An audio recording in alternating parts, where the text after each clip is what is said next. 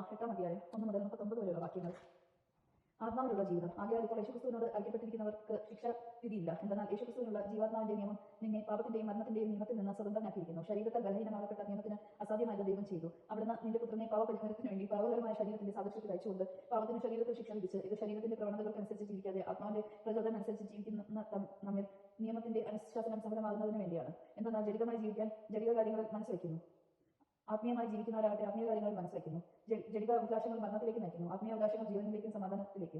ജഡിക താല്പര്യങ്ങളിൽ മുഴുകിയിരിക്കുന്ന മനസ്സ് ദൈവത്തിന്റെ ശത്രുവാണ്. അത് ദൈവത്തിന്റെ നിയമത്തിന് കീഴ്പ്പെടുന്നില്ല, കീഴ്പ്പെടാൻ അതിന് സാധിക്കുകയുമില്ല. ജഡിക പ്രവണതകൾ അനുസരിച്ച് ജീവിക്കുന്നവർക്ക് ദൈവത്തെ പ്രസാദിപ്പിക്കാൻ സാധ്യമല്ല. ദൈവത്തിന്റെ ആത്മാവ് യഥാർത്ഥമായി നിങ്ങളിൽ വസിക്കുന്നുവെങ്കിൽ നിങ്ങൾ ജഡകരമല്ല. ആത്മീയരാണ് ക്രിസ്തുവിന്റെ ആത്മാവില്ലാത്തവൻ ക്രിസ്തുവിനുള്ളവനല്ല. എന്നാൽ നിങ്ങളുടെ ശരീരം പാവം നിമിത്തം മൃദുവാണെങ്കിലും ക്രിസ്തു നിങ്ങളിലുണ്ടെങ്കിൽ നിങ്ങളുടെ ആത്മാവ് നീതി നിമിത്തം ജീവനുള്ളതായിരിക്കും.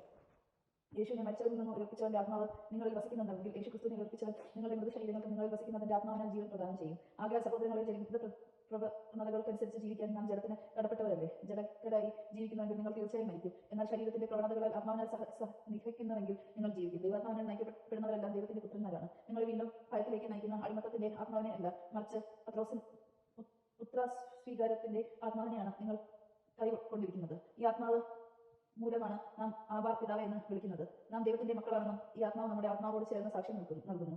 നാം മക്കളെങ്കിലും അവകാശികളുമാണ്. ദൈവത്തിന്റെ അവകാശികളും ക്രിസ്തുവിന്റെ കൂട്ടാവകാശികളും. എന്നാൽ അവനോടൊപ്പം ഒരിക്കൽ മഹത്വപ്പെടേണ്ടതിന് ഇപ്പോൾ അവനോടുകൂടി നാം പീഡ അനുഭവിക്കുന്നു.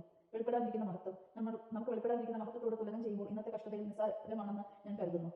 സൃഷ്ടി പ്രപഞ്ചം ദൈവമക്കളുടെ വെളിപ്പെടുത്തലുകളെ ആകാംക്ഷയോടെ കാത്തിരിക്കുന്നു. അത് വൃദ്ധയ്ക്ക് അടിമപ്പെട്ടിരിക്കുന്നു. സ്വന്തം താരത്തല്ല പ്രത്യാശ കൊടുത്ത് അതിനെ അധീനമാക്കിയവന്റെ അഭിഷ്ടപ്രകാരം സൃഷ്ടി ജീർണതയുടെ അടിമത്തത്തിൽ നിന്ന് മോചിതമാവുകയും ദൈവമക്കളുടെ സ്വാതന്ത്ര്യം പ്രാപിക്കുകയും ചെയ്യും.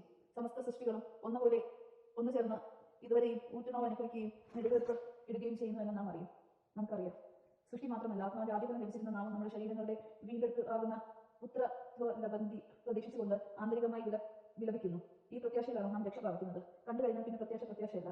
ഞാൻ കാണിക്കുന്നതിന് ഒരുവൻ എന്തിനെ പ്രത്യാശിക്കണം? എന്നാൽ കാണാത്തതിനെയും നാം പ്രത്യാശിക്കുന്നുവെങ്കിൽ അതിനുവേണ്ടി നാം സ്ഥിരതയോടെ കാത്തിരിക്കും. നമ്മുടെ ബലഹീനതയിൽ ആത്മാവ് നമ്മെ സഹായിക്കുന്നു. വേണ്ടവിധം പ്രാർത്ഥിക്കേണ്ടതെങ്ങനെയെന്ന് നമുക്ക് അറിഞ്ഞുകൂടാ. എന്നാൽ അവാച്യമായ നെടുവീർപ്പുകളാൽ ആത്മാവ് തന്നെ നമുക്ക് വേണ്ടി മാധ്യസ്ഥം വഹിക്കുന്നു. ഹൃദയങ്ങൾ പരിശോധിക്കുന്നവൻ ആത്മാവിന്റെ ഇംഗിതം ഗ്രഹിക്കുന്നു. എന്നാൽ ആത്മാവ് ദൈവഹിതമനുസരിച്ചാണ് വിശുദ്ധർക്ക് വേണ്ടി മാധ്യസ്ഥം വഹിക്കുന്നത്. ദൈവത്തെ സ്നേഹിക്കുന്നവർക്ക് അവിടുത്തെ പദ്ധതി അനുസരിച്ച് വിളിക്കപ്പെട്ടവർക്ക് അവിടുന്ന് സകലം നന്മയ്ക്കായി പരിഗണിപ്പിക്കുന്നു എന്ന് നമുക്ക് അറിയാമല്ലോ. അവിടുന്ന് മുൻകൂട്ടി അറിഞ്ഞവരെ താൻ പുത്രന്റെ സാദൃശ്യത്തോട് അനുഗമിക്കാൻ മുൻകൂട്ടി നിശ്ചയിക്കുകയും ചെയ്തു. ഇത് തന്റെ പുത്രൻ അനേക സഹോദരരിൽ ആദ്യ ജാതനായിരിക്കുന്നതിന് വേണ്ടിയാണ്. താൻ മുൻകൂട്ടി നിശ്ചയിച്ചവരെ അവിടുന്ന് വിളിച്ചവരെ നീതീകരിച്ചവരെ മഹത്വപ്പെടുത്തി. ദൈവ സ്നേഹപാരമ്യം. ഇതിനെക്കുറിച്ച് നാം എന്താണ് പറയേണ്ടതെന്ന് ദൈവം നമ്മുടെ പക്ഷത്തെങ്കിൽ ആര് നമുക്ക് എതിര് നിൽക്കും? സ്വപുത്രനെ പോലും ഒഴിവാക്കാതെ നമുക്ക് എല്ലാവർക്കും വേണ്ടി അവനെ ഏൽപ്പിച്ചു തന്നവൻ അവനോടുകൂടി സമസ്തവും നമുക്ക് ദാനമായി നൽകാതിരിക്കുന്നു.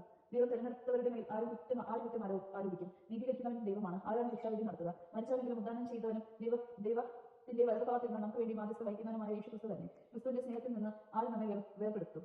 ക്ലേശമോ ദുരിതമോ പീഡനമോ പട്ടിണിയോ നഗ്നതയോ ആപത്തോ വാളോ ഇങ്ങനെ എഴുതപ്പെട്ടിരിക്കുന്നു. നിന്നെ പ്രതി ഞങ്ങൾ ദിവസം മുഴുവൻ വധിക്കപ്പെടുന്നു, കൊലയ്ക്കുള്ള ആടുകളെ പോലെ കരുതപ്പെടുകയും ചെയ്യുന്നു. നമ്മെ സ്നേഹിച്ചവൻ മുഖാന്തരം ഇവയിലെല്ലാം നാം പൂർണ്ണ വിജയം വഹിക്കുന്നു. എന്തെന്നാൽ മരണത്തിനോ ജീവനോ ദൂതന്മാർക്കോ അധികാരികൾക്കോ ഇക്കാലത്തുള്ളവയ്ക്കോ വരാനിരിക്കുന്നവയ്ക്കോ ശക്തികൾക്കോ ഉയരത്തിനോ ആഴത്തിനോ മറ്റെന്തെങ്കിലും